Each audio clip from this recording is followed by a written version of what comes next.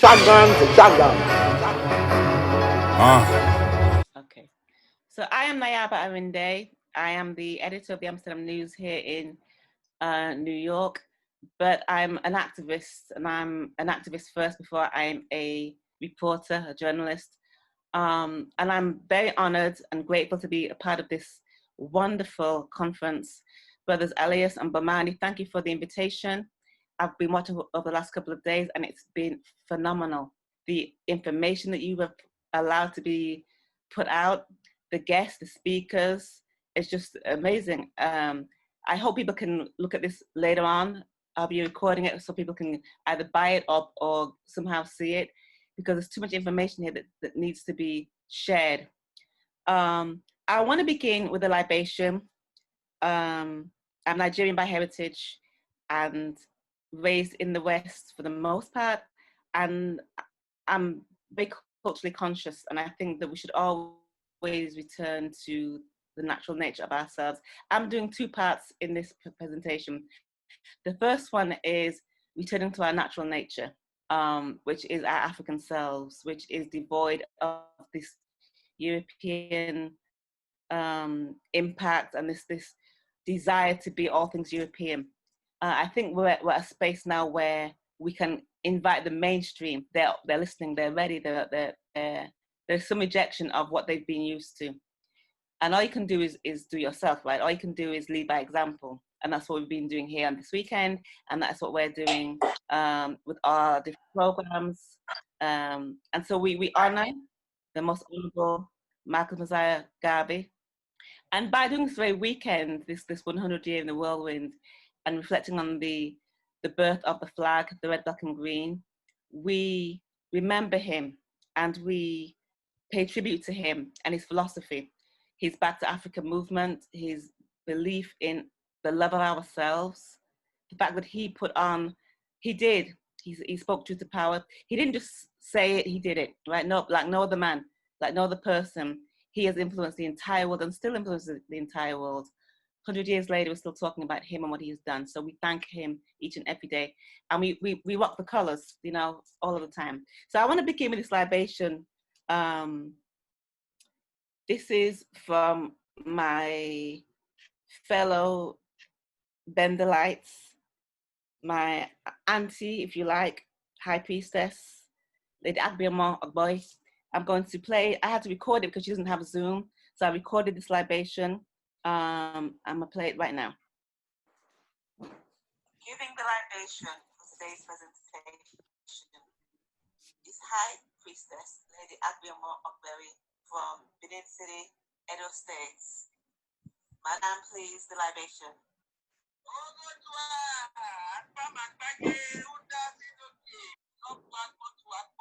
You see.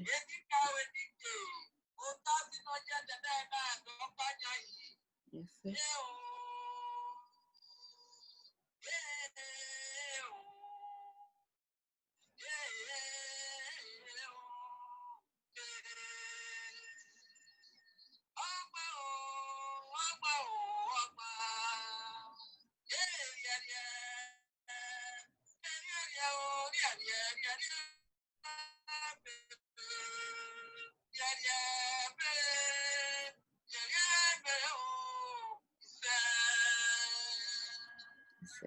God Almighty, the author of life who makes it happen, who gives good health, long life and successes in all our endeavors.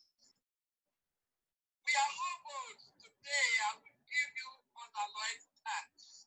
Say, yes, sir. Give us grace, say. Yes, sir. Give us the wisdom to know what best with us. Say, may God and our ancestors grant us all good health to be able to participate in all that is required of us to do. All that is immensely that we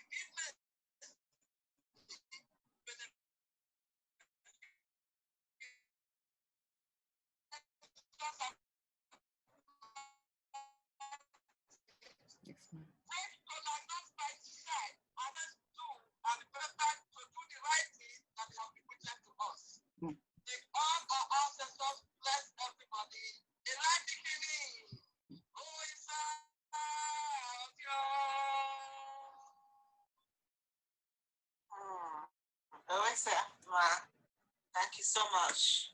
Thank you. It's good. And that is a blessing for us to begin this presentation. Thank you all. Ise, of course, is Amen in Edo, in Benin. I see one of my guests, Jabel Fai. Can you hear me, Jabel? Oh, come on, unmute him, admin, Senja.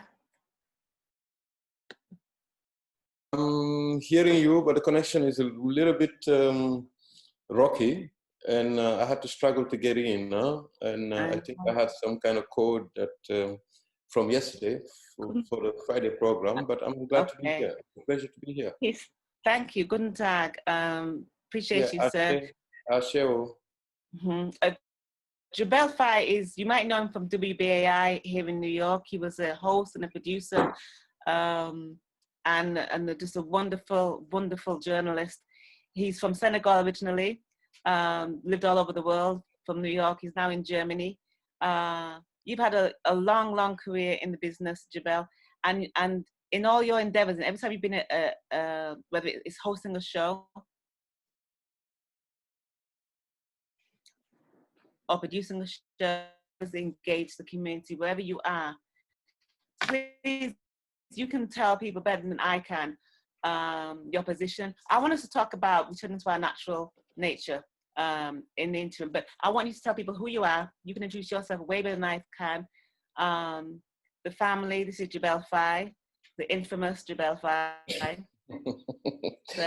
Well, I think that I can do a better job than you, and I think I can only simply introduce myself as an African who've traveled a bit, lived for a long time in the US, now in Germany, and basically a concerned African in a sense where 100-year anniversary of the convention, of the Union Convention in Madison Square Garden, actually it reminds us a lot the relevance of whatever Marcus Mosiah Garvey was trying to I would say, articulate and instill into the people, into the African people worldwide. I think today we are at the crossroad in a sense where I think just last year was the year of the return in Ghana.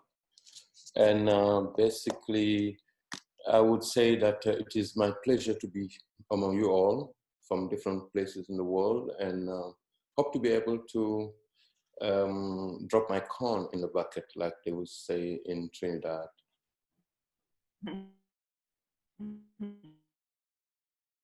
Did you get me? Naya, did you get me? Yeah, the connection is not so. The connection is not the best, but I'm pretty sure we'll find a way by the before US to Europe. What has your journey been? It's very difficult to hear you. It's very difficult to hear you because I'm getting some feedbacks here. I'm getting some feedbacks here. I don't know if I should put on a headphone or not, but it's very difficult to hear you here. Can you repeat what you said?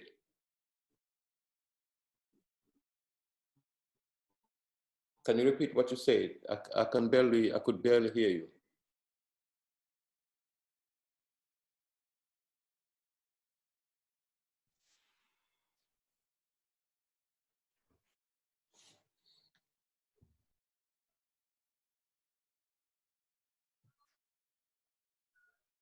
Bob, I believe she went out to come back in. I believe her connection was a little shaky.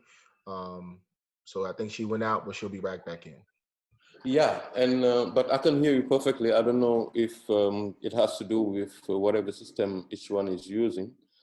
But Naya, I didn't hear you well, your question. You asked a question, but I didn't hear none of it. There was a feedback and cutting up.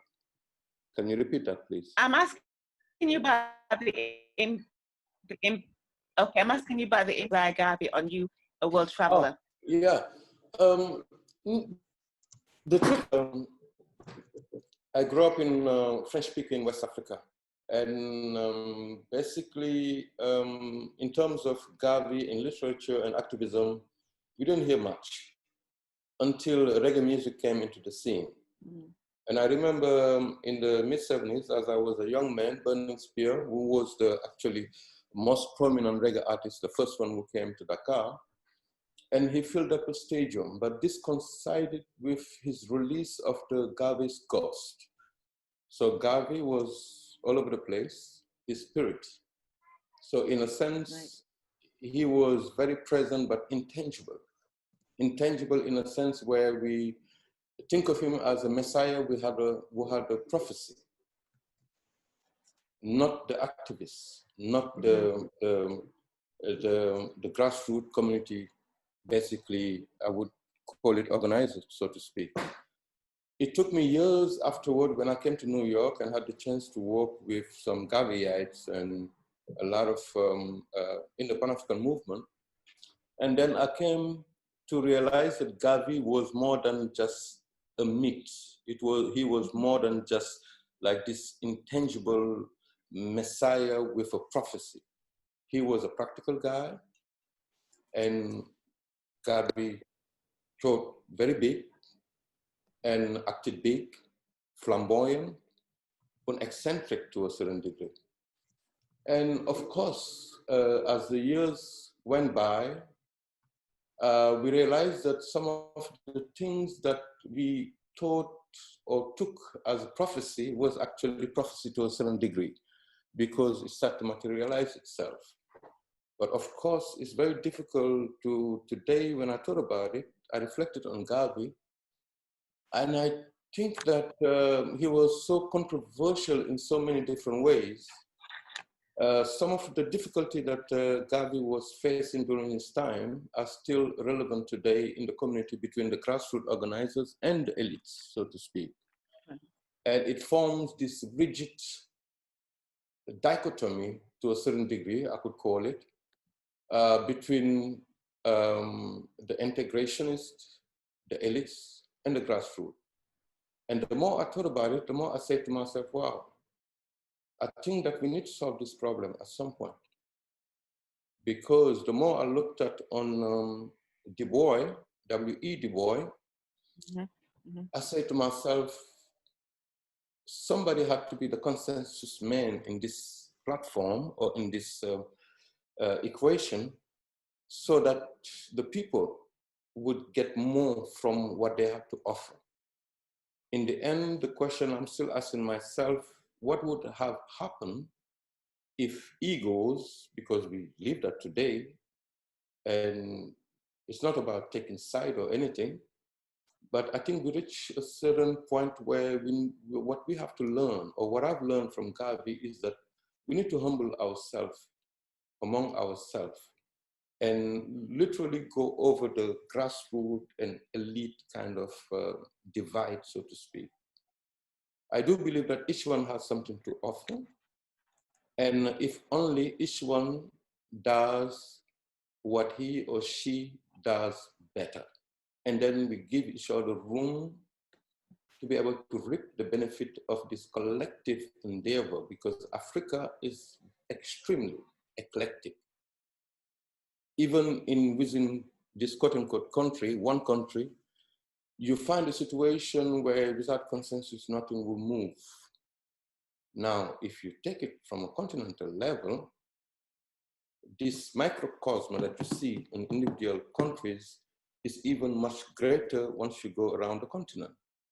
And what I've basically learned from this situation with Gavi is that if only they had a sense of consensus, maybe it would have, we would have actually gone farther in the continent in terms of reunification of the continent. But of course, it's not even just a question of reunification, because I do believe that Africa traditionally and at the very basis was a federal, there is this federality, if I may use this word, in Africa, given the fact that from belief system to social structure, No one wants the other come into, this kind of thing and trying to tell me what I'm supposed to do.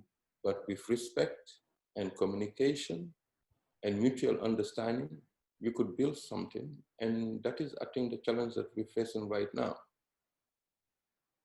I don't know if I've made sense or not. You absolutely did. Do you think that recognition of this 100 years, as it's been celebrated in the US definitely, and also in the Caribbean, do you think that touches a spot on the continent and nations looking at that, even though we're in this COVID time right now and everybody's focusing on that? Is there a space where people can say, you know what, overseas, people talking about Gavi and the philosophy, one nation, one destiny, one aim? Are people open to that idea and making it actionable, more importantly? Well, actually, what is interesting that outside of Ghana, I think that talking about Gavi in Africa, you would basically hit some kind of impasse, so to speak, because people don't know about Gavi. They hear it from reggae music. It's an oral tradition. In this oral tradition, what do? We do praise. It's a praise song. And then it's very intangible. And people have these sentiments about Gavi, but they do not know what to do with Gavi or how useful Gavi could be for them.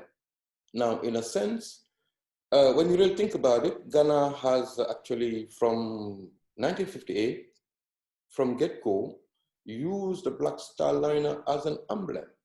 That was significant, very significant. In a sense, Ghana didn't just stop in using the Black Star Liner on the flag. It actually named its first shipping line Black Star Liner. And interestingly enough, the people who were probably the most vocal against, so to speak, I have to put it quote, the politics of Gavi, namely W.E. Du Bois and Padmore, George Padmore, both of them ended up in Ghana. Right.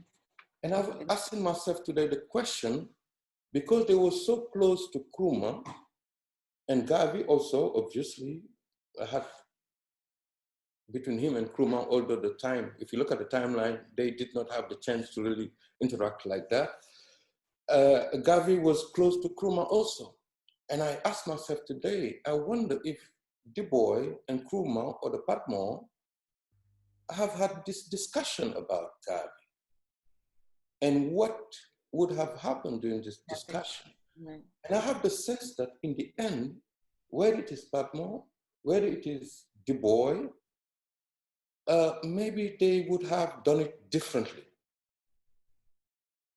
Maybe they would have done it differently instead of breeding this conflict. You mean if they? I mean, first of all, it is said that Gavi died of strokes, multiple strokes. And the one that really got him, that was his obituary that he read from George Padmore talking about his death, and he was still alive. That's extreme. Some of the qualification that came from W.E. Du Bois toward Gavi, that was probably one of the most damaging situations that you could have seen, or you could have gotten from such a credible person. Of course, it did not stop Gavi. But on the other hand, I sat back, I said, but how come Gavi didn't end up in Africa? Why didn't he go? Or why didn't he write in his will, if I ever die and never made it there, please take my body to Africa? And yet, look at the influence that, regardless of that, look at the influence that he's had on us, the legacy maintained. There's no doubt, the influence is real, but I think at some point also, this is not a way of criticizing him. I'm just being not just a devil advocate, because I was just thinking, I said to myself, wait a minute. I think, yeah, it is okay that he ended up, or they took him back to Jamaica. But on the other hand, he preferred to leave Jamaica and go to England. That's what happened. Of course, I can imagine that Gavi just couldn't go to Africa like that. Maybe the colonial powers didn't want to see him there. And as a matter of fact, it was better for him to come to London, because there they could have an eye on him. They could put him in check. Mm. So I was just troubled today. As I was thinking about it today, I was troubled about these things. And I said to myself, wow, these two guys, Padmore and Du Bois, ended up in the Black Star Liner country, while Garvey never made it home. Of course, he inspired millions or thousands, not just to go, but and those who haven't gone yet want to go. And that is great. There's no doubt about it. But let us also have the courage to dig deep. Because if we dig deep, then we realize that some of the problems that we have had lays in this conflict between grassroots and elites. And we live in it today. Let me bring on, please, Mumadia. Are you on? I can see you. Can you hear me? I can hear you. Our co-host, well, our guest, Mumadia, she's from Philadelphia, right? Moved to Ghana, has been very successful in her business with Waxprint Media, director of strategy. You went back, you came from the US and you went to Ghana. You are the epitome of what we're talking about. You went back to Africa, you went home, you're building. Tell us about your experience, why you went to Ghana, and how does Garvey impact you, or did that lessons of Garvey, the history of Garvey, the experience of Garvey, did it impact you at all in your decision to go to Ghana? Thank you for having me. I definitely think that, I grew up in a very conscious home. So, I've known about Garvey's teachings, my entire life. So it wasn't like I became an adult and learned about it. So it's something that I was very aware of. It wasn't like I wasn't thinking that I was like necessarily moving back to Africa when it happened. I've been living in Ghana for the past 6 years. And when I first came on a trip, people who have moved will tell you it's a very spiritual kind of calling, so I came on a trip, and it wasn't my first trip, but on this particular trip, when I came back to the US, I just was like, I'm moving, right? And then to do that move, it really is, you are going back to Africa. Like, you are a part of the movement. I feel like I'm living out his legacy every single day when I'm walking down the street, when I'm buying fruits, whatever I'm doing. I'm like, this is the vision that he had. Yes, he didn't get to do it, but we are doing it. You know what I mean? We're living out our ancestors' dreams. And that's what I'm doing. And yeah, it's a powerful thing, and to be here in Ghana, which, he inspired Nkrumah, he inspired the founding of Ghana. Even people in Ghana don't understand it. Okay, like they will ask you as an American, they're always asking you, on a daily basis, they're like, why Ghana? Like, they don't know how Ghana is seen in the rest of the world. They don't know what it means to Black people globally. They don't even know how it looks to other Africans, So when I say, like, Ghana's probably, if, you go to like grassroots communities or the hood, like, if they know any country, they might probably know Ghana or Nigeria, and that's it out of all 54 countries, on the continent. So when people say, why Ghana, and they're surprised, I'm like, Ghana is the country. That's the gateway.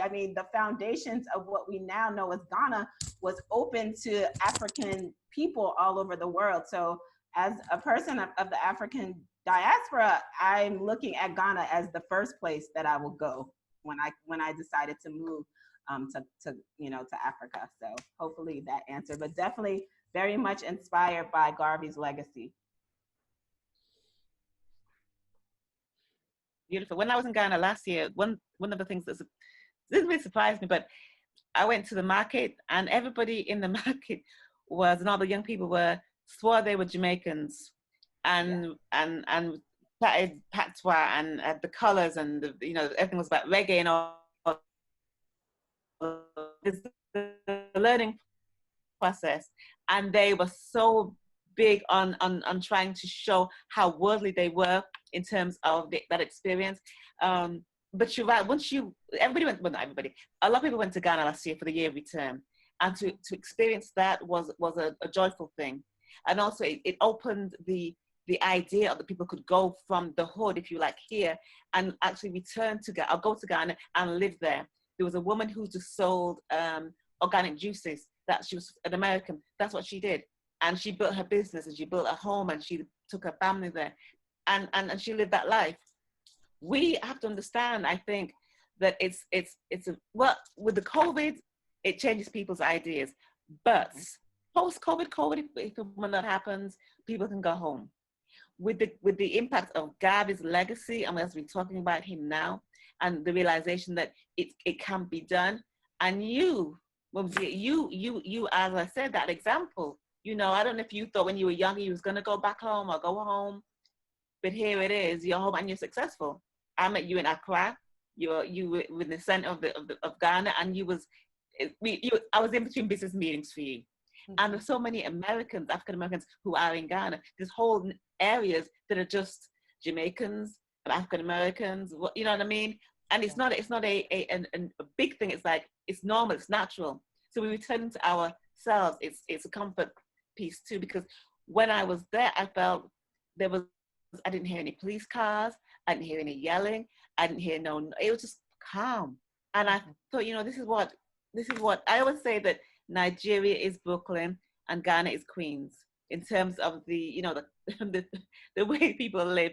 And so, you know, I just want us to understand that returning to ourselves is not a happening. When I went to Accra, there were stores in Accra.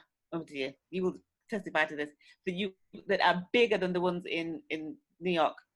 And you start it's the equivalent of being in London. There's things in the stores that you're thinking, well, that I can't even get this in the Americas. I can't even get this in Europe. The things are, people have maybe a notion about Africa, but once you touch the soil, once you eat the food, once you drink the water, once you drink the natural juices, it is like going back to your natural self.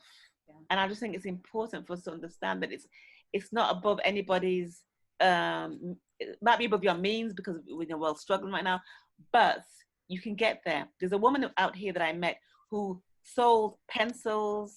No, she sold homemade goods to buy pencils and books and school supplies for kids in Ghana. That's all she did. Her entire summer was doing that. That was her way of giving back. That was her way of going home. She'd come here, do the bending, go back home, and she was at peace. She's returning to what was a simple life. You know, when you're here, you've got to navigate this. When I was in Ghana, I was like, I've got to go back to the subway in New York on Monday. I'm thinking, why am I going back to the subway in New York? I'm so much at peace there. You know, and we're not being sort of like corny with it, or right. You know what I mean? Sort of like, right. It's possible is what I mean. If I said to folks, you go to Cancun and you go to Mexico and you do that, why do you go to the Caribbean or Africa? Why don't you want to go to Disneyland? I'm like, you can do that, but why not take yourselves and go to the continent and be amongst people that look like you and live, the lifestyle that you want to live, in terms of, it's a simple life sometimes. It depends if you're in business, if you're in politics, but if you're a regular everyday person, it can be a simple, fulfilling life. You can be by the beach and you can just mingle with the people. Your everyday life, your everyday typical day for you, one day it would be what? Well, I would like to say this. We have been so conditioned that Africa is a horrible place. I don't think we understand the level of that conditioning. I think we really don't understand. So someone could be 30, 40, 50, 60, 70, and never in their entire lives ever have heard something positive about Africa, right? Just not ever. So when they think about traveling there, and I experience this often, like they just, when you think about it, you know, what the images that we get about Africa is that is disease filled. There are wars every day. There, it's hot, like hotter than any hot that you've ever, like, just, I mean, these are the things that it's like savages, that people are still in trees, like animals are running around. I mean, these are just the images that we have, and how can you break them, right? And people, even here in Africa, they're like, but it's 2020. They should, like, it's the internet. People should know. And I'm like, but what would they be Googling? Like, I mean, if you see BBC and CNN and whatever news you're watching, and the only thing that you're ever hearing about Africa is negative, I mean, why would you think that they're lying? I mean, just as a regular person, right? Just not, you know, having a level of consciousness or anything. Why would you think that, you know, the news is lying, right? So when somebody thinks about traveling, it just seems like, when I think about vacation or something, I want something kind of leisurely, right? Why would I spend my money and go to like the worst place on earth, right? So until, not at all. Right. So that's, I'm just saying, that's what people would think, right? So until, I would say, social media, when, you know, people on the continent are able to share their own stories, and, you know, there's no news that can control, you know, my personal individual life. Until that happened, people had never seen anything beautiful or positive about Africa, right? And so then we fast forward to, you know, what we're calling the year of return, and that whole kind of phenomenon, where people can actually see that they could have luxury experience in Africa. Stars are coming to hang out, having beautiful times. Like, people are like, what? Like, they're surprised when there's more wealth. I mean, like, when we think about the richest people in Black America, you know, people here on the continent have like way more money than we ever had. Like, we're leasing cars, we're leasing homes. They don't even have mortgages. There's no leasing of cars. So when somebody has a luxury car or a home, they bought it in cash, right? We don't even know about that. Okay, I own a house in New York that's on 30 years. I don't know what year I'm on, but there's no mortgages here, okay? So it's a different level. But until people start visually seeing that, then they can understand how possible. So I don't beat people down on that, because I know I was there. I mean, I know if it wasn't for my parents exposing me and having friends who were African, like, I wouldn't have known either, right? But people have got to know you can have an amazing experience, right? I've traveled probably to 30 something countries, you know, in Asia, Europe, you know, and almost everywhere I've gone, I've had a subtle, slight, and sometimes not slight, sort of racial experience, you know. And as a Black American, we're so used to it that it's easy to brush that off. You know, it's just kind of like normal, you know, we're used to it. It happens at our own home, right? But when you come here, and what clicked for me, which made me want to move, is that when I came in 2013, you know, things had changed in Ghana. I hadn't been here for 10 years. And I came, and, you know, there was like all these kind of like cutesy hotels and bars, and things had changed. And I was like, oh, okay, Ghana. And like, I was doing all the things that I did in New York, that I did in LA, but it was all Black. And nobody was treating me funny when I went to some high-end place. Nobody was acting like I don't belong, or what's wrong, what am I doing, who do I think I am? Like, and I was like, I didn't know life could be like this. I'm like, this is what white people, this is what their lives are like. They can just go anywhere and just feel free. I go into the bank, the owners of the bank, the owners, not the workers, the owners. I bank at UBA. The owner is Tony Elemalu or whatever. I've seen him. I've seen the owner of the bank. Who owns Chase? I don't even know, right? So just like our connection to, you know, just representation is all around. Every billboard, you know, every commercial, like, so we are the standard, right? Whereas in the US, we are always trying to reach a standard that's not us. We just don't fit in, versus, you know, when I'm here, I'm just like everybody else. So it's just such a feeling that like we've not experienced. So I definitely think it's not for everybody to move like that. I want to just also say that, like, it's not something that everybody should or can do.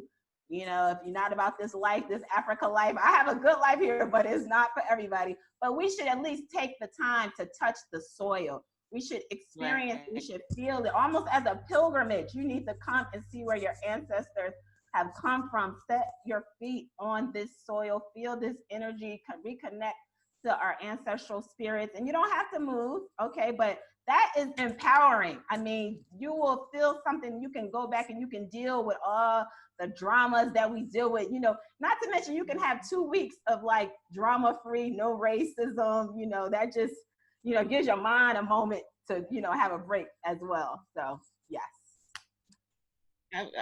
You know what? It's everything you just said, triplicate, absolutely. It's just a stress-free. Although I remember traveling from Accra to Pram Pram, and I thought I was on the FDR because the traffic was bananas. But you're right. It's such a beautiful. I wish people could have that experience. Once you touch the soil in Africa, your whole being changes. It's just a different experience. For those who've been, they know. Jabel, are you still online with us? Jabel, you still with us? I'm still here. Yeah, I'm still here. Okay, Yeah. so can I ask you? No, I have to shut off. I have to shut off my mic because I realized that the feedback was coming from the speaker. What I was saying coming into it. Okay. And, no, I think that what Muhammad said is very interesting in a sense where, I mean, how many people look like her there in Ghana? She get lost in Ghana. Nobody's going to look at you and say, oh, are you from America or where are you from? If you do not talk or if you do not tell them, this is your home. Now, let's bring us back into the whole issue of reuniting yourself with your natural self, so to speak. That also, I was thinking about it today. I say there are two aspects of it. One is your natural environment. And it shows you who you are. It's almost like you are standing in front of a mirror, looking at people like you, seeing how the people behave, and you can identify with that. But the self in itself evolves. If you live so many or so long in America or in Europe or wherever you are, that itself helps shape you as a human being. So in a sense where you say to yourself, écoute, listen here, how could I get back my old self? No, you can never get back your old self, but you could get back to your natural environment. And I think that just listening to Muhammada talking is, I draw a lot of pleasure from it because I've seen it. I've been to Accra, I've been all over the place in the continent, and sometimes when I meet with some brothers and sisters from America or even from the Caribbean, so to speak, I feel a lot of joy talking to them, just studying them and looking at them and see this stuff, and you see this euphoria and stuff like that. But she said something very interesting. She said that it's not for everybody to go back. And I want to ask her, what does she mean? Who can go back or who should really think twice in terms of staying? Of course, you could go on vacation. There's no doubt about it. But Muhammada touched that thing about it's not for everybody. And what do you mean by that? Who do you think should not, or who do you think that Africa should not be a good idea to go there? No, I said I think it's something that everyone should come for a visit, but some people are so entrenched in Western lifestyle, Western mentality that they couldn't make that adjustment, right? And even here, you know, you meet people and they're like, well, why the customer service and why are people always late? And, you know, why they're just, you know, why, you know, that's what I mean. If you're like that, then you won't survive here. I mean, your brain will probably explode after a week because you're just, why is it not America? You know what? Those people have to go back. You're not, you know, so if you're open and willing, for me, I feel like there's pros and cons everywhere, even in America, like everywhere, there's pros and cons, right? So the cons of living here in a, you know, I know these terms are not, you know, PC anymore, emerging or developing, whatever you want to call it, third world, whatever, you know. To me, the cons are far they don't even compare to the cons for me living in America, right? Indeed, So, indeed. so meaning like my electricity, I was hoping that I could do this call, that my lights would stay on, right? Sometimes the water cuts off. Okay, there's ditches, open gutter ditches, you know, there are things that not everybody can deal with. I get that, okay? So I gotta be real on that. Not everybody can deal with it, but for those who, you know, your sense of self, your sense of humanity is more important than 24-hour nonstop electricity, well then, you know, Right. come on. Right, So, right. so that's what I mean by that. No, listen that's good. to listen to the two perspectives is amazing to me. And I want to know, should I open this for questions now? Do folks want to ask a question of you two, the delightful guests, or should we keep talking? Alias, I don't mind if folks have questions and they want to ask about the experiences, because I think we, this forum, people being very open and being able to share, but oftentimes you don't get the opportunity. So I want us to be able to, if folks have questions, to ask, you know.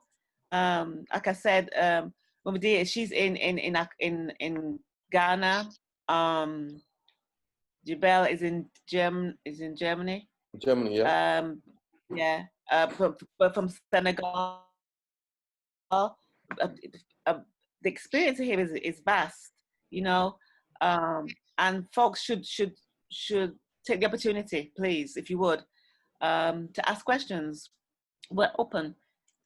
Go ahead, anyone. I had a Oh, I chance have a to question. go to. I'm sorry. Go ahead, Brother Sundiata. No, Brother Sundiata, you go ahead. No, go ahead, and I Brother come after Sundiata, you go ahead. Brother Sundiata, go. Yeah, I was saying That's is, okay. I had a chance to go to Kenya, Somalia, Egypt, and I found it so interesting. It was just like you was going back home. You know, you had things to learn and overstand because, you know, you've been out of your realm, being over here. But it's so much to do in Africa, to do business, to have so much fun, and finding places so I can surf. Well, I like to say something. Well, I'm Cape Verdean, born in Senegal. So me going back home, been in this country, I've been in this country many decades, and I always feel like there's something missing. I go pretty good for a while, and then I'm longing. As a Cape Verdean, we always have many, many songs about missing your homeland and home.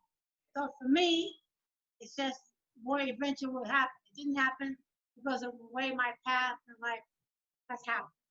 But me here has always felt like I came because my mother said, let's go. But, you know, they always feel like there's always something missing.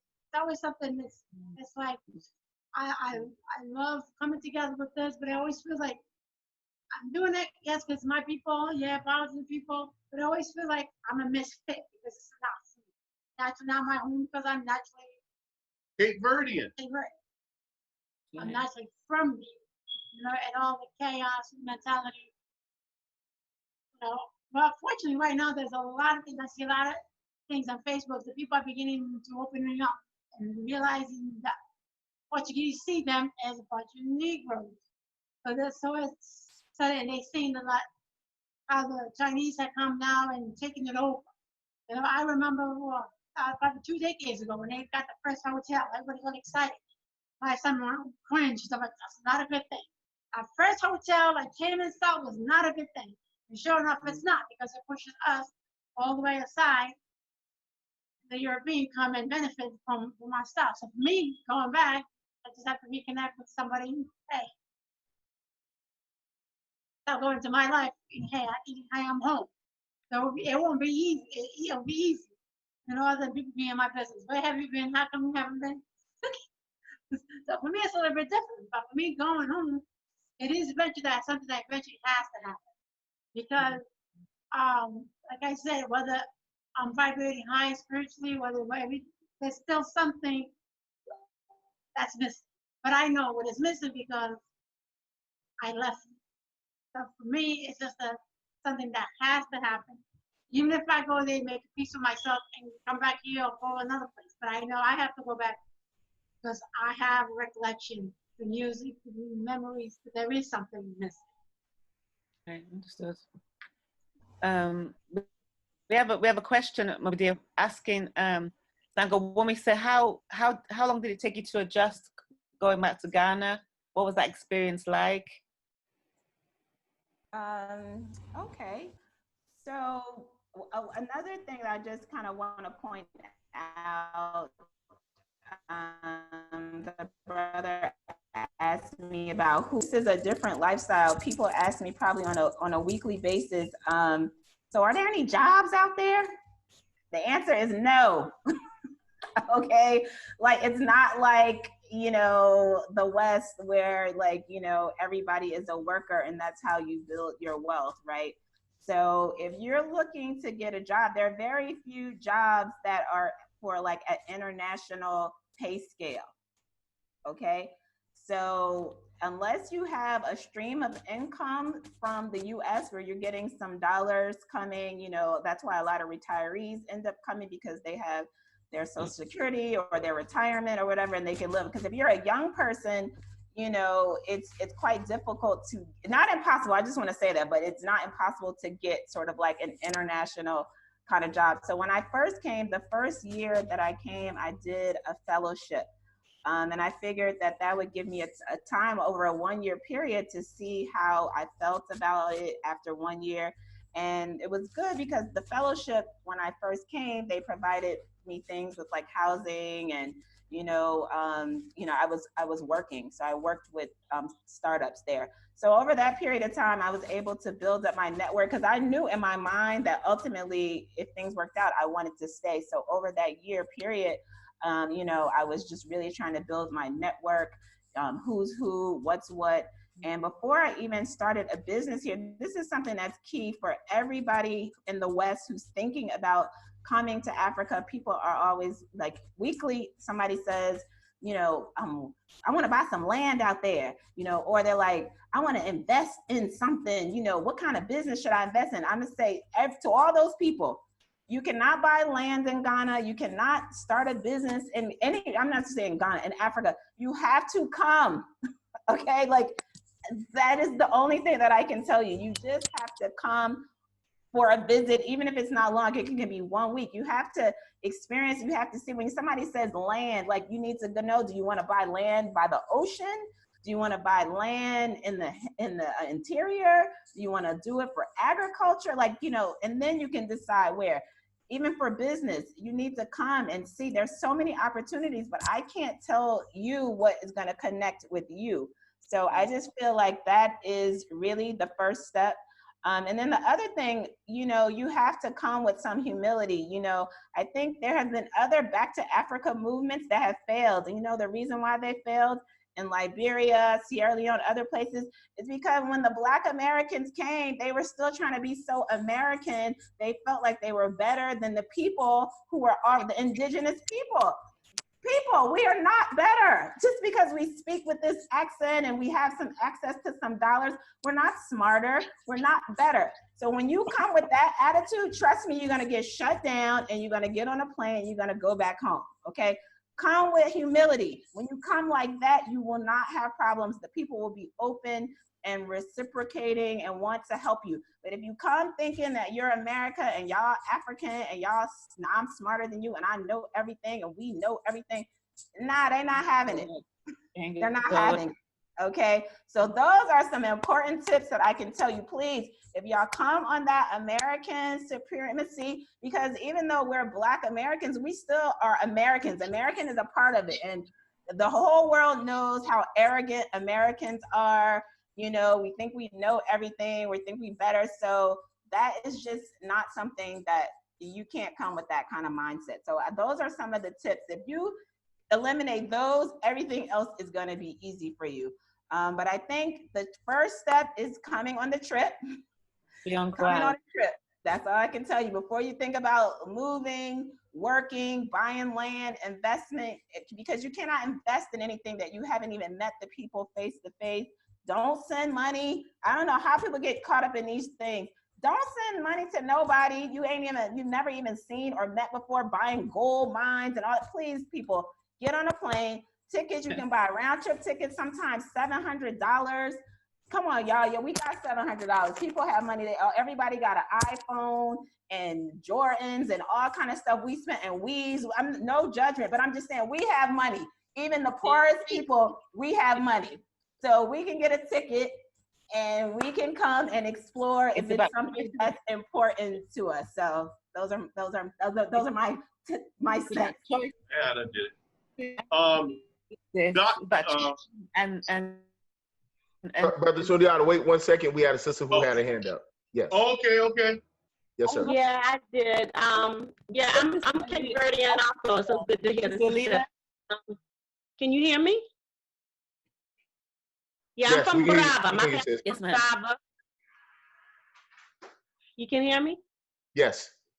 My sound has been messed up. But going back to yes, ma'am. Visiting places, I think for me it's been important, especially for young people. A lot of times we have been, getting our young people exposed to different things just traveling in the U.S. And, I was talking from a framework of seventh generational planning because, I believe that's what we need to be doing. We're in cooperatives. So I think there's a lot of folks in really trying to be in these U.S.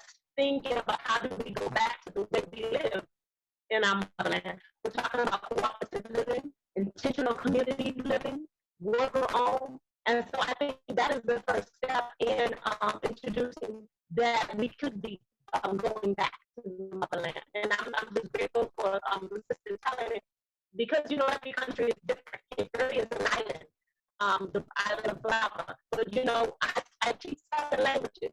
And so for me, always introducing to the youth culture is so important because we speak one language, we're stupid. We really do. We know one thing and how to speak English. And that brings, that really pushes back that that way of being not humble by teaching the kids that, attain visiting, So I'm appreciative of what you all are saying because it is important. And we're doing cooperatives, land-based cooperatives in the States. I hope it is, yes, that'd be great to happen in the United States and live together, but this makes more difference to go back to the motherland and really see how we need to go back to the ways that we left and need to be associated. So thank you. Thank you, sis. I appreciate my co-host, my guest, Jabel. Thank you so much. I know it's late in Germany now. I appreciate you coming on. Amudia, thank you so much. I know again in Ghana, you have the same time as Germany, 5 hours ahead of us. So I appreciate your contribution. Your conversation has just been wonderful and enlightening, I think. And we do it in honor of the Honorable Marcus Mosiah Garvey. Your closing words, Mumbadia? And yes. Bell? Oh, sorry. Go ahead. No, go ahead. Yeah. That's it.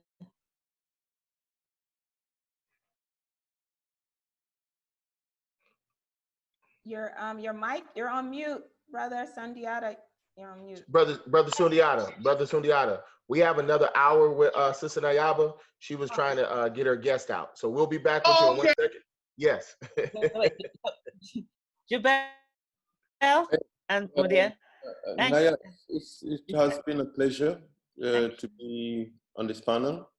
It has been a pleasure to hear Muhammida's story. I think it is touching, and I think also it's inspiring. And I also do like the realism in her approach to things and in the reality how she lives it. It's just funny because if she was anywhere in Dakar or in Abidjan, she'll get just lost in the crowd. So in a sense, I think that is also an advantage. Huh? And it's not just about the story of complexion, but it's about how we handle ourselves in the crowd. Because in Africa, we have all the different complexion. As you could see, the sisters from Cabo Verde there, my next door neighbors, and next door neighbors from land-wise, next door neighbor home to home where I was born also. So that's the beauty of Africa. It is eclectic and it is not just one thing. You have all of that stuff. It's a flag, huh? It's a whole flag. So we have to enjoy that. We have to appreciate that. And it is a pleasure to be here. And I was just hoping that it would go longer, a bit longer. And I see a question here. You can stay. Somebody asking the question about why Garvey was not invited in the Pan-African conferences or congresses. And that is another interesting point, because the first Pan-African Congress happened 20 years before Garvey had his convention. So it is very tricky. In a sense, I guess Garvey just came in and basically just told the show on them. And some of these people just couldn't stand it because, like, where is this guy coming from?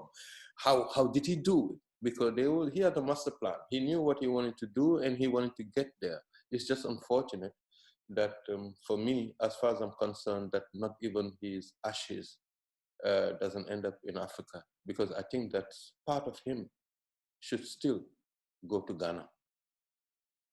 He's in the whirlwind, Jabel, as we all are in the whirlwind. Well, we seek him, we find him. Then we'll see him there. We'll just look at the whirlwind and look at him there. But it's been a pleasure. And sincerely, I think that a conversation like this or platform like this, we need to have more of that. And I think that there is a lot to be said about how and what African American can do when they go to Africa, because let's not forget that Africa is dying for partnership. The Chinese are running around the continent. They're taking over. And people need to be aware of that.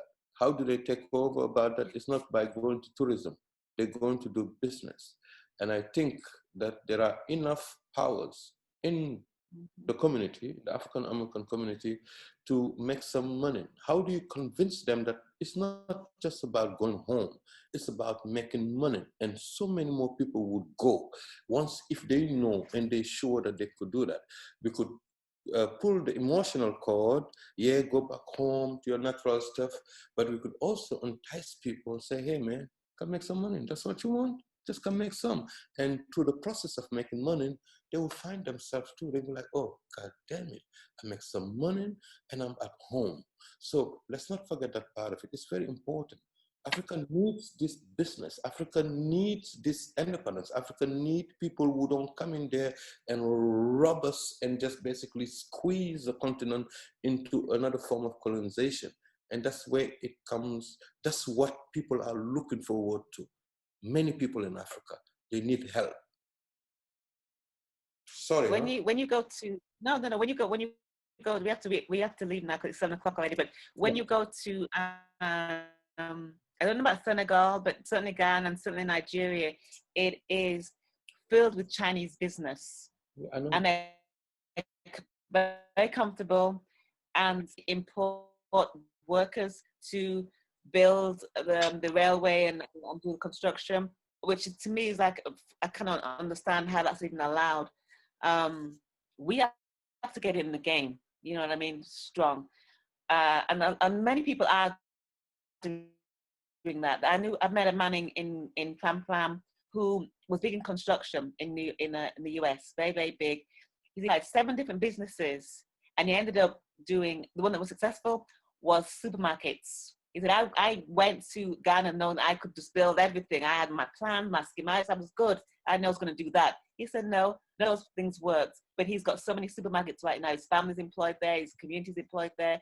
So you formulate a plan, like Madia said, but you have to be flexible and work with the community. Like, right.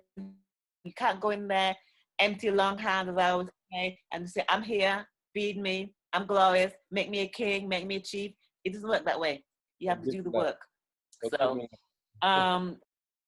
Mama D, do you want to say anything as are you staying, Mama D? Y'all can stay, everybody can stay. We're waiting for the Charles Barron and Councilmember Ines Barron. We're going to be talking about from rhetoric to reparations.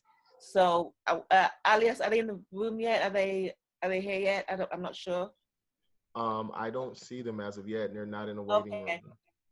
Okay, So we'll keep going. Okay, I would like to just make a, sort of a closing statement that, just thinking about, Garvey's legacy of Pan-Africanism, it can start before you even get on a plane, right?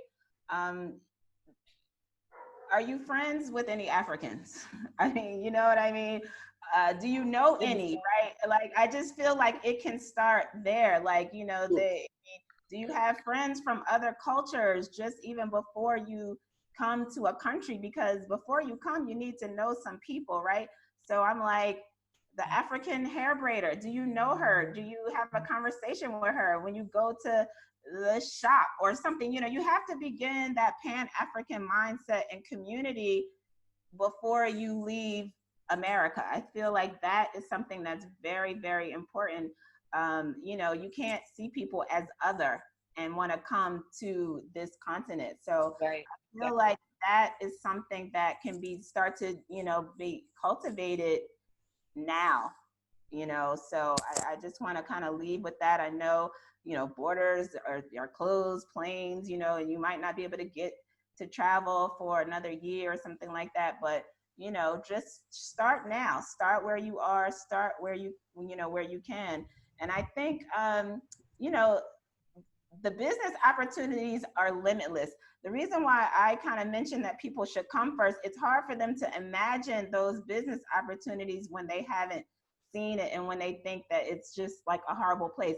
And I'm like, as he mentioned, the Chinese, the Lebanese, French, English, whoever, they are all here. They're not afraid of whatever we think that is so scary. They're not afraid.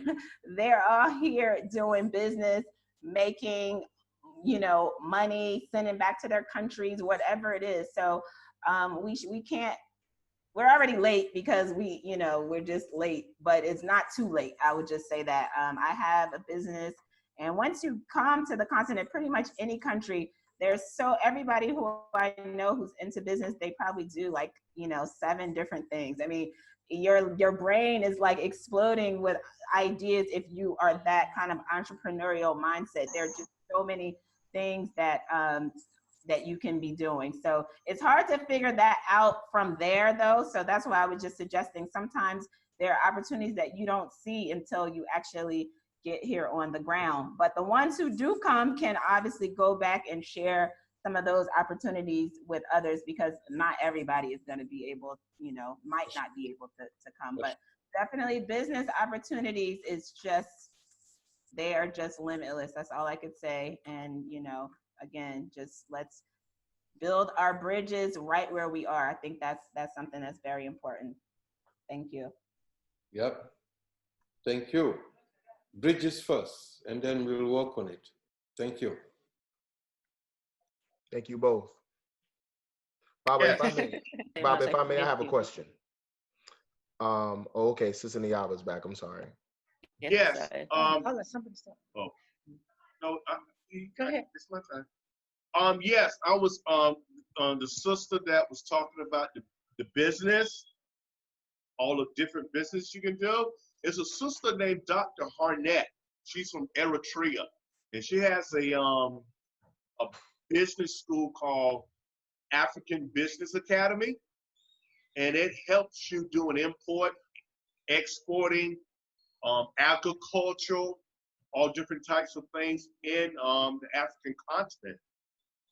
So that's a good way of learning how to do business in Africa if anybody didn't know. Right. Jabel? Are you still with us, Jabel? Did you go? Okay. Yeah, I'm still here, and yeah. Oh. I guess we don't know. Oda? Oh, do you want to? Well, I was going to ask.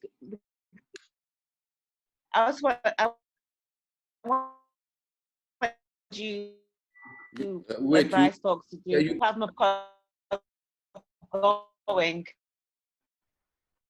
What advice would you give to people who want to start businesses on the continents?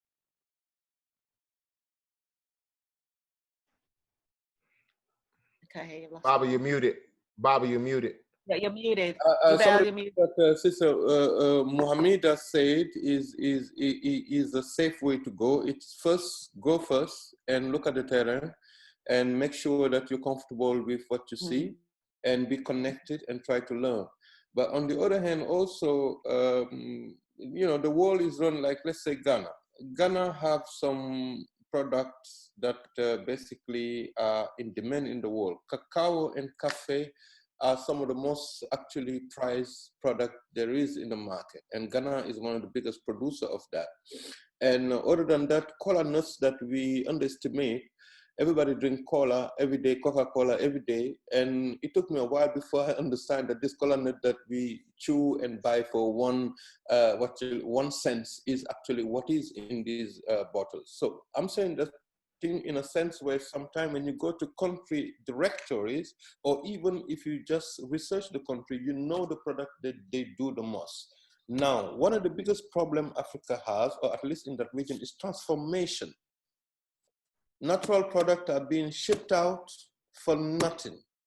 And if one thinks about transformation, you are basically adding value to a product that even the locals themselves find themselves in it. And I always say that, you know what, it's about time that we stop shipping away some natural resources or natural or raw products, so to speak, because when you go to those supermarkets that you talk about, half of those products, or a lot of those products you see in there are imported, but interesting enough, the raw products that makes it is coming out of the continent.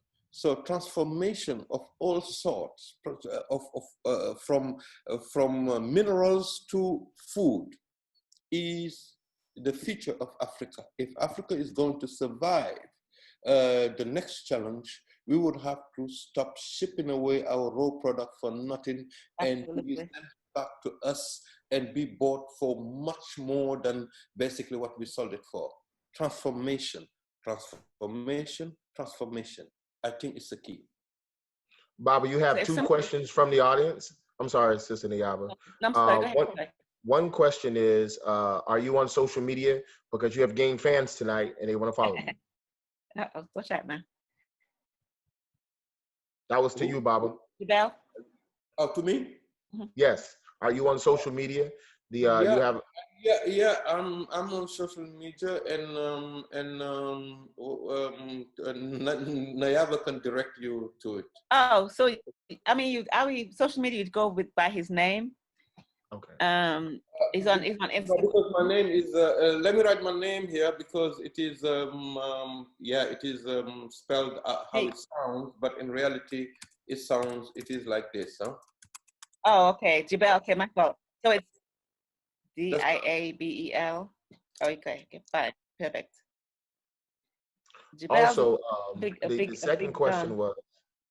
second question was, being from Senegal, do you have an opinion of Aikwe Arma? Have you read any of his works? Who? Aikwe Arma.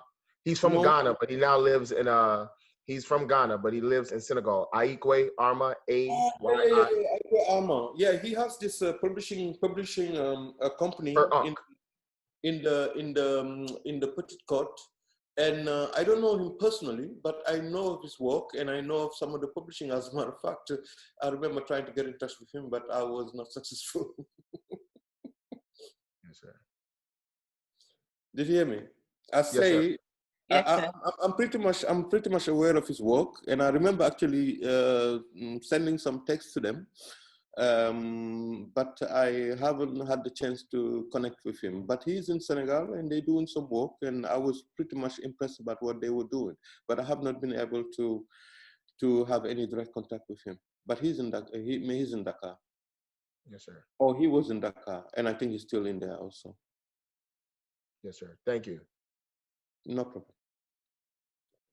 So we are waiting on Charles and Ines Brown, but they're having difficulty getting on, they're saying. I'm not quite sure what's happening. I always assume there's gremlins in the machine. But as I said before, we keep it moving regardless, because that's who and what we are. I think if anything, this conversation has inspired for me is I can't wait till the planes get to flying again and we're able to just, you know, do what we want to do and do what we need to do.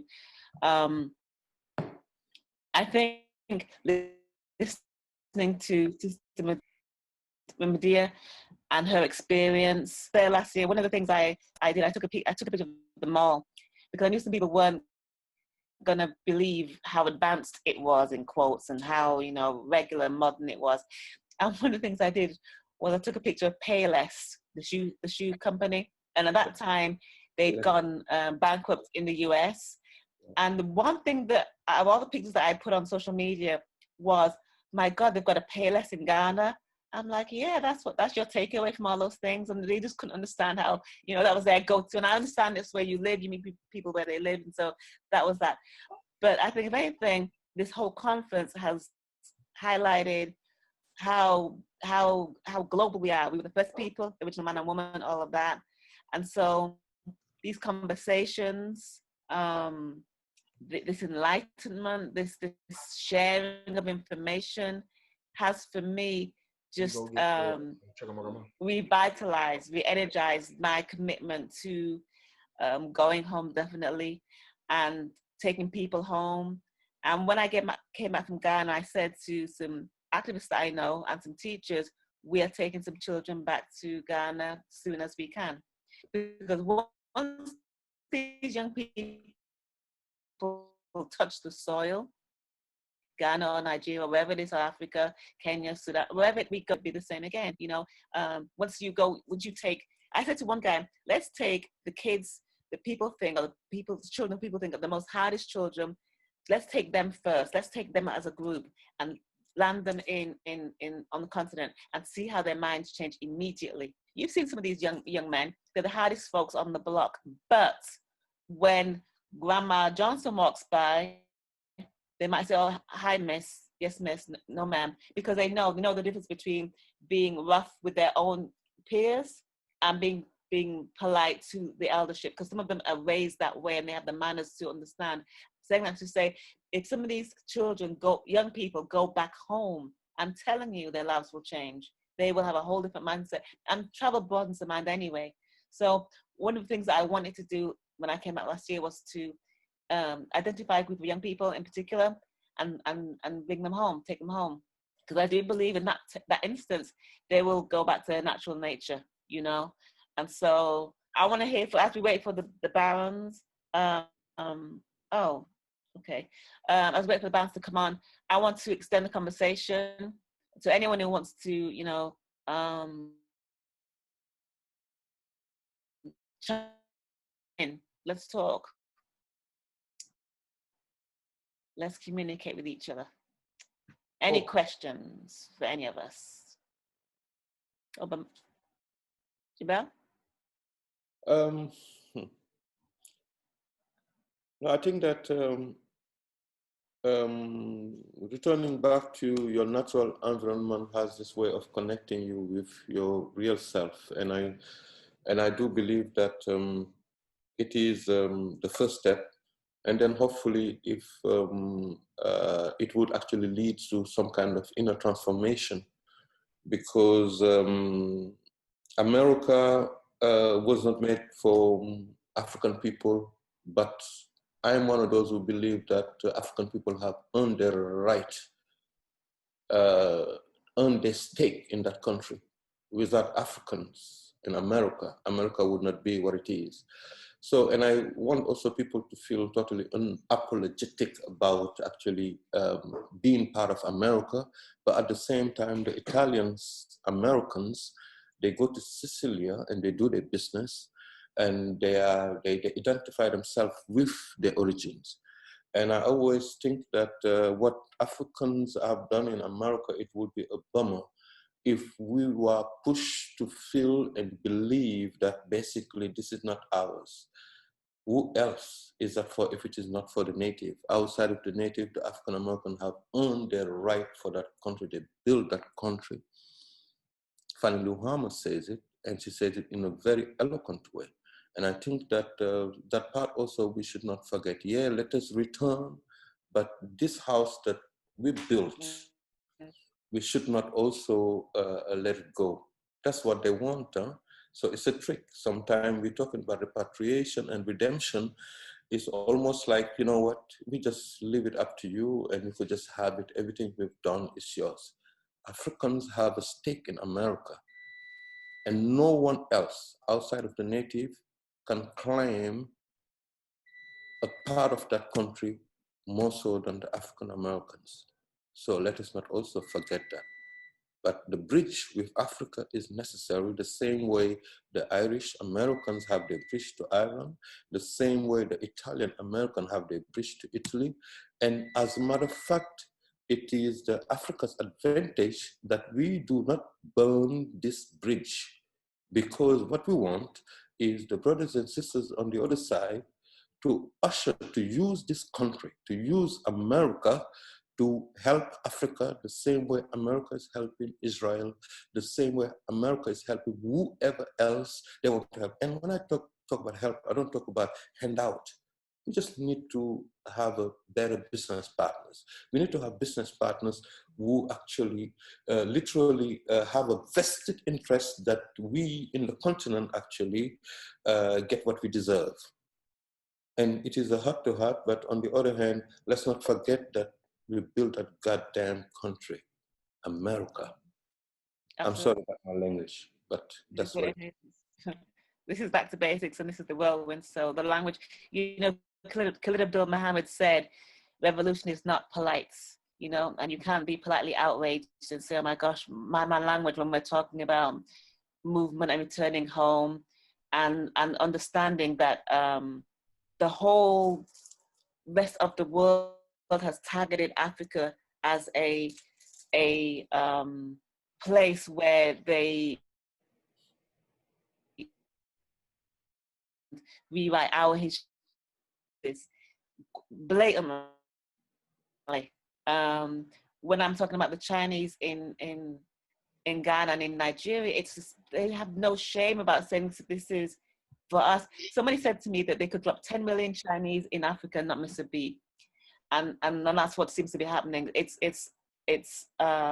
incredible how whole communities of Chinese people are in Nigeria and in Ghana. I can't speak for Kenya because I don't know. I don't know about Sudan. I don't know about some of the other nations, but I can tell you, you know. In Senegal, I can tell you that at some point my next door neighbor was Chinese, where I grew up. My neighborhood where I grew up, it took them 5 years to turn it into a small Chinatown, literally.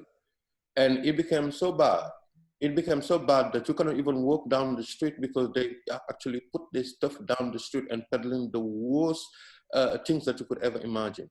I've been to Angola, Lobito, in the middle of nowhere. These people are building the railways. They build their own town in the middle of nowhere in Lobito. I've been to Algeria. Algeria is one country that has built more urban housing than any other country in the world because it was actually part of the challenge of the government. Chinese people are building it. I haven't seen one Chinese person during the day, but at 5 o'clock in the morning, one day, going to work, I was shocked to see Chinese coming out of everywhere. But during the day, you don't see them. And this is a reality. And they have built 10 million apartments and houses for people. That is Algeria. Algeria have done that. And I could not see a trace of them until one day, 5 o'clock in the morning, I asked myself, where are these people? Where are they coming from? The Algerian local said, these are the guys who built this stuff. So when the Chinese come and they have this big business that you told, they bring their own workers. But the worst thing is that they bring the, they bring the people that they do not want in China. It's almost like we give you a second life, a second chance in life, if you go out there and do. And that's what they do. And then when they go out there, they keep low. It's not like the Europeans who are working around acting like they own the town. Chinese don't do that. But wouldn't you? They don't put their money into the bank. But wouldn't you think that would be the problem of the government, the administration of the government in that country? Of course. To allow it. Of course it is. Of course it is. In a sense where if you, I mean, I don't want to get into that stereotypical talk of what you call it, corruption and things of that sort, but things are not right. And that's the reason why also we need guys like Sowore. I was hoping that Sowore was going to be here today, because when you look at the case of Nigeria, as crazy and wild this place is, Sowore come out of nowhere and gave people hope. I mean, even us sitting there outside, and we need more of that stuff. It happens in Senegal. We have the Sonkos. Huh? In Uganda, you have like the Bobby Wine of all people. People who are coming out and literally trying to change the system, because Africa, we do have the biggest problem is the systemic problem. But how is this system still there? It's because the former colony, in the case of what you call it, the French speaking, the French government supports them. You have America also will support some of those, as long as the oil companies get the deal, as long as they get what they want, as long as they get everything at the right price. And that is even, this is not a corruption of you give me a dime, I give you something. This is actually the army violent corruption. In a sense, you do what I tell you to, what I ask you to do. If you don't, you're out. And if you ever take a dime from them, they're going to use this dime to make you give them more. So we need a new generations of leaders, but I think having this connection between African Americans and the home, it could also help actually open people's eyes locally, from a local level, that they understand that, you know what, they do have some partners out there who have a vested interest in the continent. I agree. I'm sorry, Shawari was trying to get on, come on the presentation, but Shawari is the leader of AAC. He ran for president in Nigeria 2 years ago now, really. He was subjected to arrest. He's got the ear of the young people. He's the embodiment of Fela in the way he moves, the way he thinks, and his philosophy. He's grassroots. He's talking about revolution now. That's his move.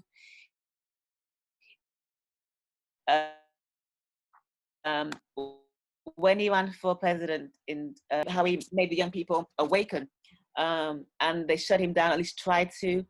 Right now, he's back to the grassroots. They're in the streets as we speak. Him and Bobby Wine and Malema. There's a lot of young leaders who are on the ground on the continent, and they have the voice, the ear of the young people, and they are the voice of the unheard. And don't let people fool you. The young people are ready. They're ready to upturn this nonsense. They see what's going on. They're the ones who don't have the jobs. They're the ones when COVID hits, they've got to go out because they don't work, they don't eat. They have to risk everything. These young people are ready, and they're not afraid, you know. So like the young people in the US, those kids are not afraid at all. You know what I mean? And these fake movements and these corny corporate sponsored I'll say movements in quotes. The young people see through that. The real deal see through that, and they're not really about that. They want change. They don't want cosmetics. They don't want signs. They want actual substance over style. Do you know what I mean? They want the real deal, and they are ready. All they have to be done is told and guided, and they want to be guided, and that's where this platform comes in. I hope there's young people on here. I hope young people can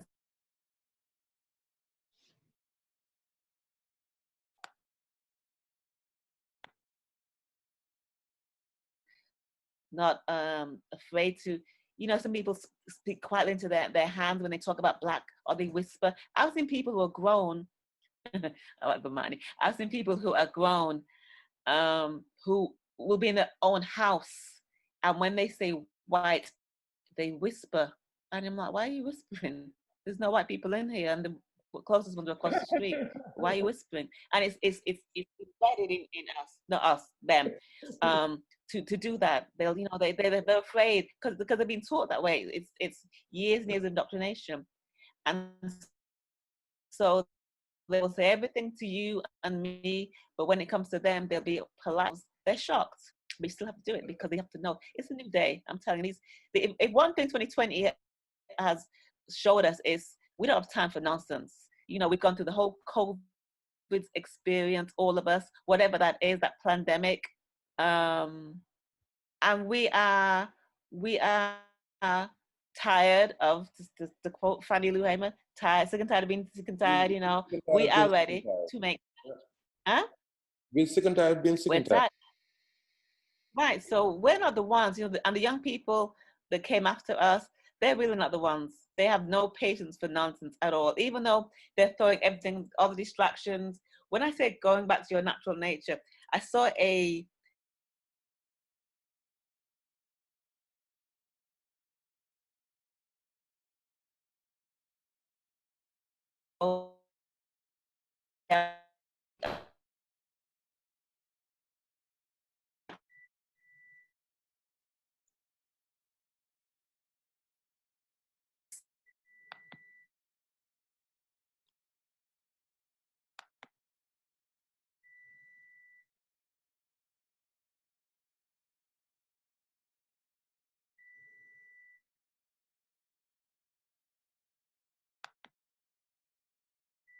Bob, I have a question for you.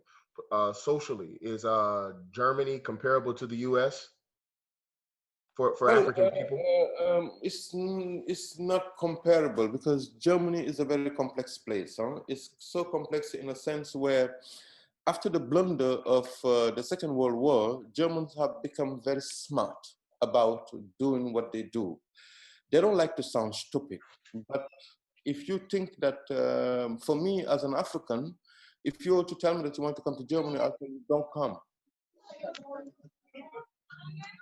Don't come. Because it's very different. It's very different.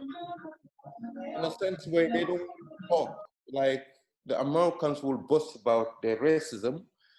And in a sense, I'm saying that you have to be a strong black man to literally not lose your sense here in Germany.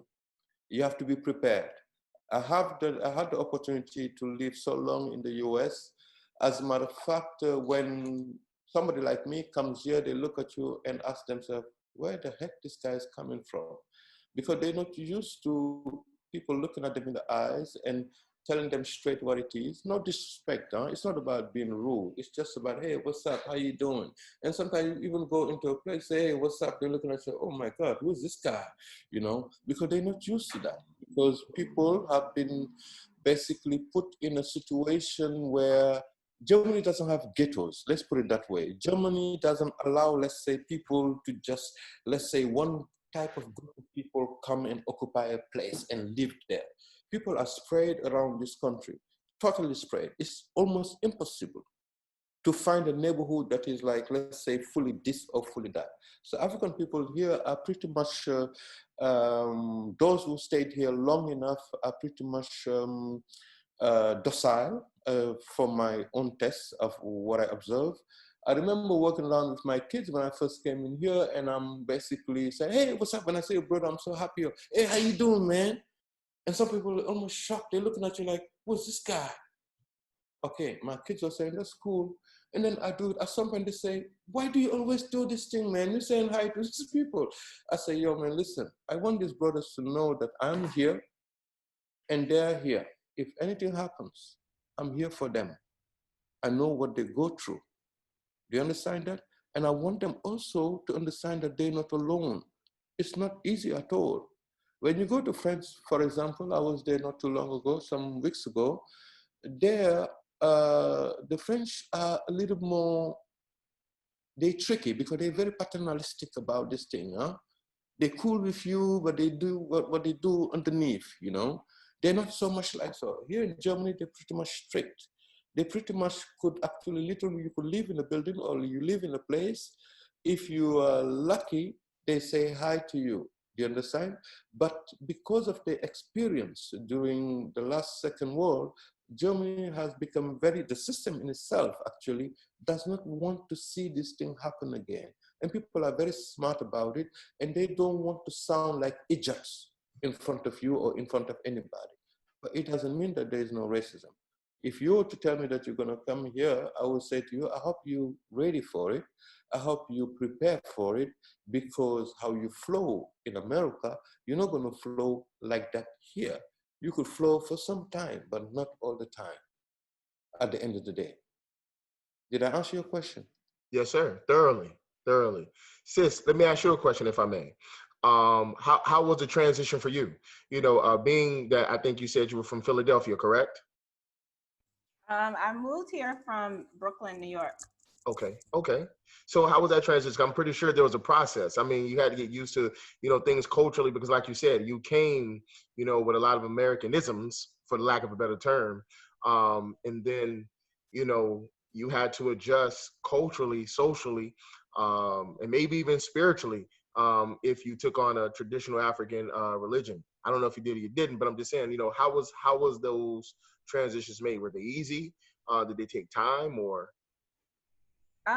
Well, for me, I mean, I've been traveling to Africa since I was 15 years old. So it wasn't like a new shock for me. You know what I mean? It wasn't like a new thing. I had been to Ghana many times. And what I had a very kind of realistic idea of what to expect. And a lot of African Americans have this shock that happens, right? Because they have this vision, even if, okay, so for the people who don't believe that it's bad and it's a horrible place, the opposite is this fantasy idea of what Africa is, like a coming to America. Like there are people who expect like drummers to be at the airport and dancers on every corner, right? And I mean, I'm in Ghana for 6 years. The only time I can actually, I love going to funerals, right? The reason why I love going to funerals is that's the only time I actually get to see the culture. I get to see people in traditional dress, you know, pouring libations, you know, just the culture that we think about Africa, but you don't see it. So, I mean, I live in a cosmopolitan modern city. You know, I've traveled to other cities. Brother, I've been to Dakar, you know, I've been to Lagos. So when you go to these places, I go to Lagos, I'm like, all the horrible things I hear about Nigeria, I'm like, it's Black New York. The whole time I'm like, this is like New York. Yeah, right? right.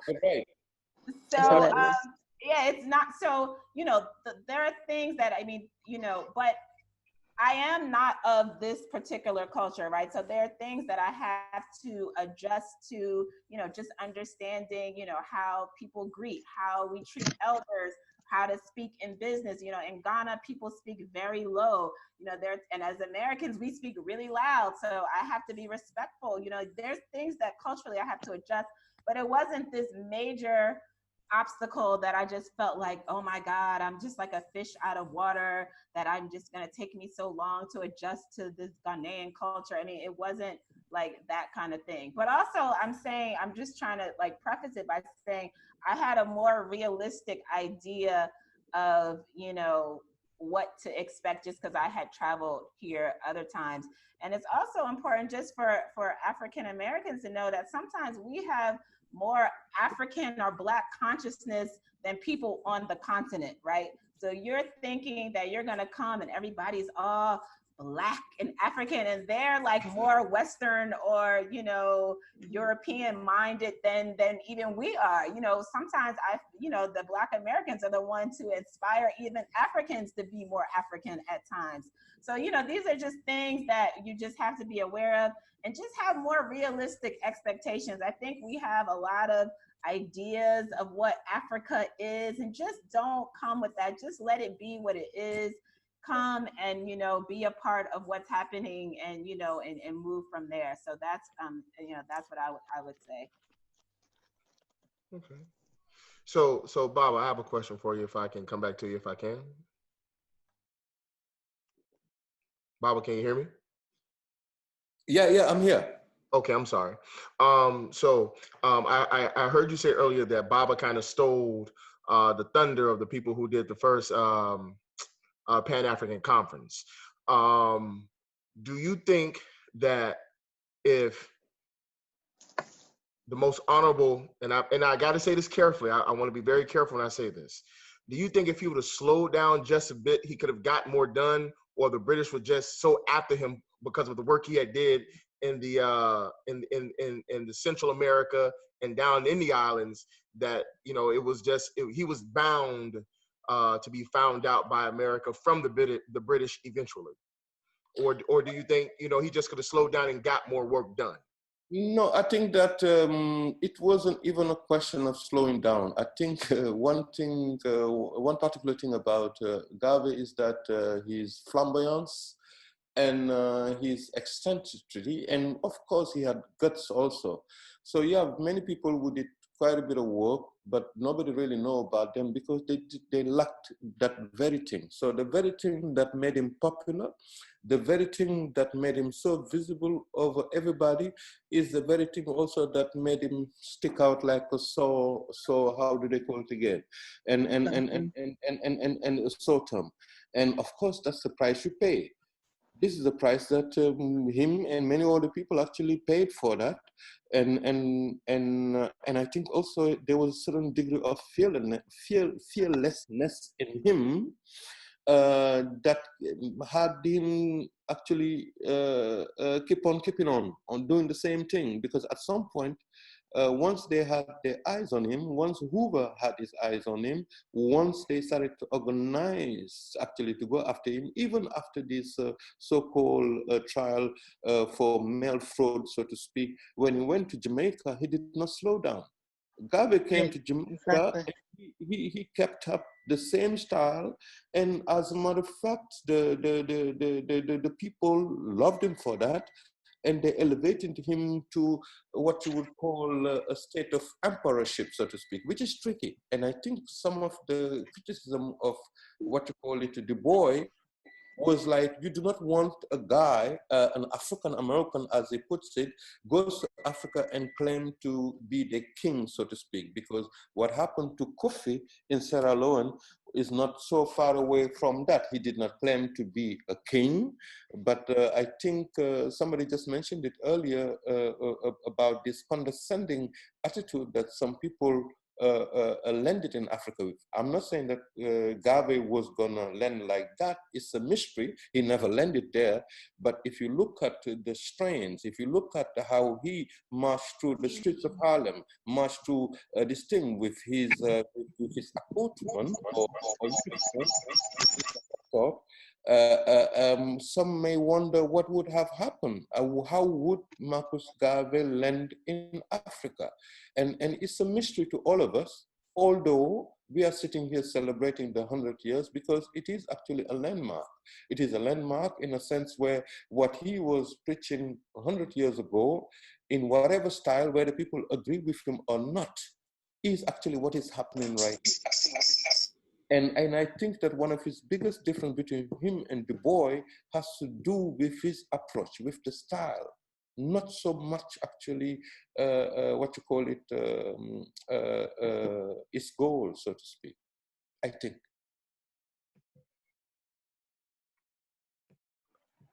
Again, thank you, Baba. That was very thorough. I believe Sister Nayaba is back. I will turn her show over back to her.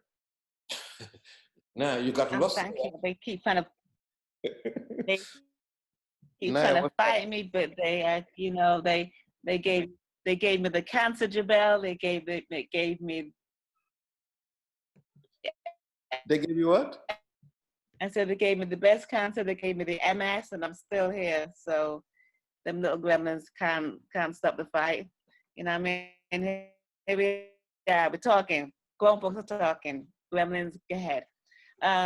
See, Jabel was talking about, how long we can have this conversation. And look at you, the rock star here.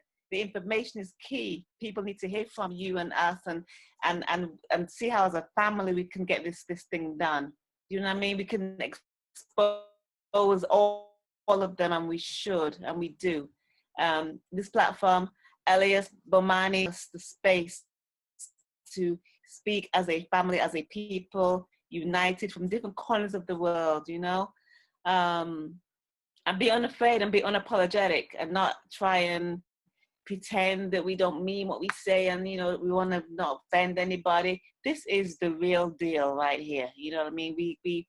We're talking from from Brooklyn to Canada to North Carolina to Cape Verde to Ghana to Senegal to Nigeria, and all nations in between, all countries in between, all states in between. And we're going through a rough time right now in the US. You know, we don't know what's going on. So people are talking about we're leaving the cities, we're leaving the country when we can. We're not looking backwards, we're not coming back. People are more open to dispersing than they were. Before it was like, you know, I'm here for good, you know, this is the best part of the world. Now they're thinking, you know what, maybe not. And now because of the Brazil, thank you, Brazil. Gabrielle, thank you. Maybe because of the COVID, maybe because of the return, year of return, maybe because we're enlightened, maybe because of the Honorable Marcus Mosiah Garvey, we are now more open to communicating with each other and making this big move. You know, we've all got a story to tell. We've all got different experiences. The Assemblyman Charles Barron and Inez, City Council Member Inez Barron, supposed to be on. They can't get on. I always believe that the gremlins in the machine are always at work because that's what they do. And so we didn't hear from that power couple this time around, but we will. I have them on my show, Back to Basics, on diasporaradio.com very, very frequently. Their message gets out regardless. We were going to talk about from rhetoric to reparations, and we're doing that anyway because we're talking about how our historical figures and how they had a philosophy and a plan, and it was written. And here we are, the embodiment of those ideas. And so the reparations that we're demanding, I know Charles Barron has a piece of legislation. I know California just did something, but it's kind of like weak and that dilute reparations, right? You don't keep asking your oppressor for freedom when they don't understand that kind of language. They understand two languages, their money and physical. So I want to thank everybody for you know, being a part of this. Again, I'm really, really, really grateful and honored to be part of this. When I was coming up, I grew up in England, and I grew up with a lot of Jamaicans. So I always knew about Marcus Mosiah Garvey, always knew about the red, black, and the green. I started my activism when I was 14 years old. I was going to the anti-apartheid rallies, and I was writing to Nelson Mandela and writing to Barclays Bank and all of that, and doing all the demonstrations, and I've always been that activist personality. And so even in my writing, I'm the editor of the Amsterdam News, and we have to tell the news. We tell them from a Black perspective as much as we can. Of course, we're not monolithic, but we're able to get the red, black, and green in there very often. I came up under Khalid Abdul Muhammad and Abu Badika Sunni Carson. I am my father's daughter first, and so I've always been politically minded. So to me, this is an extension of what we're supposed to do. I've heard some great speakers, from the educators to the martial arts, to media, film, television, how it affects us, how it impacts our young people. I listened to the Harriet shotgun yesterday from the United Front, Vanguard, and how music is a weapon, culture is a weapon. The fact that we're all rocking the red, black, and green is a weapon to some. And they understand that those who wear those colors have a definite awakening in their spirit. You don't have to convince us to be part of the movement because we already are. And I don't mean the movement in terms of what's going on right now in the streets, the corporate, that's not a movement, that's distraction, I believe. But I can chat for Benin. So, you know, please feel free to contribute some more, to talk some more, to ask the questions of our guests. Let's talk.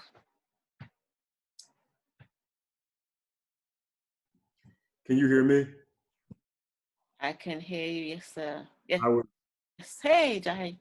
Hey, Naya. Always good to see you, and always good to just bear witness to what you do so well all the time. So thank you. And I was having an exchange with the sister, and forgive me, sister, for not pronouncing your name correctly. Muhamida. Did I say it correctly? No, I didn't. No, I didn't. Yeah, Muhammada. That's correct. Thank you. I was sending her a message one-on-one, because I didn't want for her to have to repeat herself because I came to the conference late. But what I was asking her about was really thanking her, first of all, for really teaching me the day-to-day economics of Ghana in terms of what is it a day in the life of. So many of us talk very passionately about Africa and, home, but haven't really been there or been there enough to really understand the day-to-day life. And I just wanted to tell her that I appreciated that, and I would love to learn more about the economics there from your perspective as someone who is a young person who was just living her life there, being somebody from Brooklyn of all places. And I can understand why anybody would want to leave Brooklyn, especially because we're being forced out of there anyway, which is why I live in New Jersey now. Not quite Ghana, but, so thank you. It was just my long-winded way of saying thank you. Okay, you're welcome. I'm always looking for ways to kind of just share this experience. I mentioned in the chat, I'm working on a documentary called Blackzit, which kind of really focuses on some young people who are here who have made that transition, because I think typically when you think about Pan-Africanism, you think about, some elder kind of like Rastas or something like, you don't see young people, right? There are reasons why a lot of young people aren't able to do it, but I wanted to just highlight some young people who took that stand, all very highly educated, who could be living, privileged lives in the West, who decided to come here. But the question about economics is really important, because that really determines, the lifestyle that you're going to have, and determines, kind of like how much money you need to come here. So there are a couple things, right? There's some people who want to come and want to live off the grid, right? And maybe want to live outside of the city, maybe, have a farm, or just, kind of live that way, off of the land. I'm going to say that, right? So if you want to live that kind of way, the money that you need may be less. Maybe you want to purchase your land and build a house on it or something like that. And, and here, once you buy the land, you own it. Like, it's not like, you're paying taxes on it every year and you might lose it. You buy it and it's yours, right? So that's one way that you could live, and it won't cost you probably a lot of money. I mean, food is cheap here and things like that. But if you're living in the city and you want to live the life of an expat, and when I say expat, that means if you want to live similarly to the way that you live in the West and have access to those kinds of amenities, well, that is when it's going to be expensive, because, they have grocery stores and things like that, but pretty much 90-something% of the goods at the grocery store are imported, right? So that means that's going to come at a cost. And then if you want to live in a kind of neighborhood that's sort of, I'm going to use this quote unquote safe. I mean, it's safe probably everywhere pretty much in Ghana that I've ever been. But if you want to live in a sort of neighborhood that, with the kind of housing that you might be used to in the West, well, that's going to come at a premium. And most modern African cities are very expensive, meaning you could be spending like similarly to what you pay in like New York or something for an apartment or a house in Accra or, Lagos or any place, it can be more expensive than you expect. So it's not the kind of thing where people think, oh, I'm moving to Africa and it's going to be like cheap. Depending on where you live, it may not be. And then are you going to be eating out? Are you going to be, just kind of living a similar lifestyle? Then you're going to need a certain sort of source of income. As I mentioned earlier, those kind of jobs are limited, that you're going to be making American style salary. Those are very limited. Some do exist, but they are limited, right? And can you live off of a salary that a Ghanaian person will live off of? Like somebody who graduated college could work at a bank and make $300 or $400 a month, right? Now, can you live off that? Like, if you want to live, like most people who come from abroad live in places that cost, you know, $600, $700, $800 upwards a month. So how could you be getting $300 a month, right? No, it's not going to happen, right? So these are just things to think about. I mean, I have friends who work for the embassy, friends who work for private companies, you know, and they make, you know, regular salaries, but those jobs are few. So the other people who come as business people, right? And we talked about, you know, business and investing and things like that, but that just, you can't just land one day and start a business and expect that the income is going to flow. So there are other people who save a bunch of money and then use that to come and then sort out their life while they're here. So there are a lot of different ways that it can be done. There's no single way, but just understanding that if you want to live at a certain lifestyle, then it's going to come at a premium cost. So that's just something, you know, that people should keep in mind, because they usually are in for a shock when they see like the rent prices or home prices or things like that in the major cities. As soon as you drive 1 or 2 hours outside of the city, it's a whole different world. It's a rural, you know, it's a different world. So, you know, that's just something that I think it's important for people to be aware of. Thank you so much. Thank you. I met many retirees who built their homes in the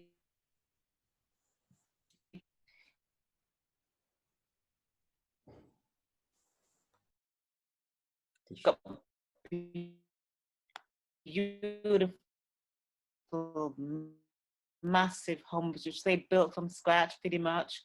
And like the sister said, country, you know, it's like, I don't know, $250,000 or something. But you can live comfortably at a cheaper rate than you do here, I think, depending on what you want.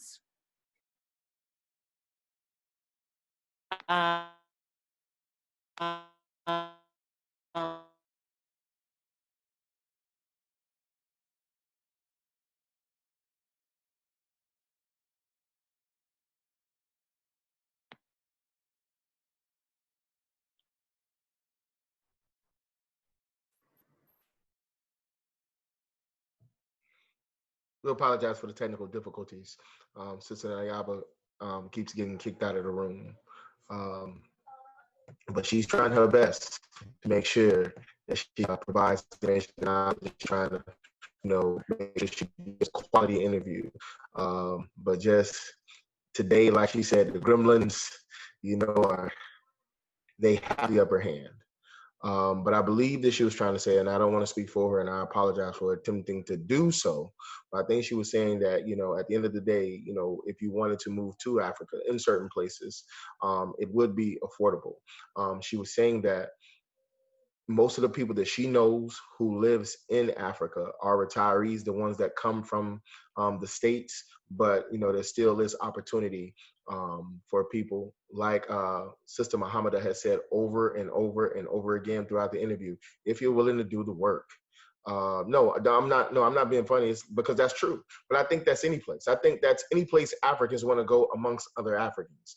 If you're not willing to do the work and you're going there to be a leech, or you're going there to, you know, I guess, like you said, sit up on some high perch because we speak a little more eloquently with a British accent,